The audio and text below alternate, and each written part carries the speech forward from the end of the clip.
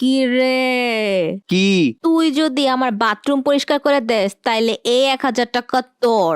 যদিও তোর বাথরুমে অনেক গন্ধ, কিন্তু 1,000 টাকার লেগে তোর বাথরুম আমি পরিষ্কার করে দিব, সমস্যা নাই। তুই যদি ফ্রিজের সব পানির বোতল বইরা রাখস তাইলে এই আরো 1,000 টাকা তোর। বোতলে পানি ভরা কোনো ব্যাপার হইলো? বোতলে পানি ভরার আমার 50 বছরের অভিজ্ঞতা আছে, তুই কোনো চিন্তাই করিস না। তুই যদি আজকে সবগুলা ঘর মুছস তাইলে এই সর্বশেষ 1,000 টাকাও তোর।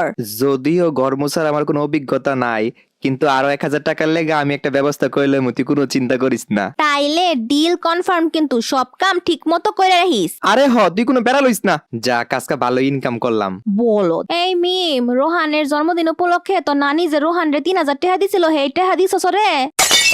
হ, ওর টাকা তো আমি ওর সকালেই দিয়ে দিছি। তার মানে আমার টাকা আমারে দিল আর মাঝখানতে ফ্রিতে সব কাজ করাই নিল। কি আর বলবো গাইস, জন্মদিন উপলক্ষে প্লিজ তোমরা চ্যানেলটা সাবস্ক্রাইব করে ফেলো।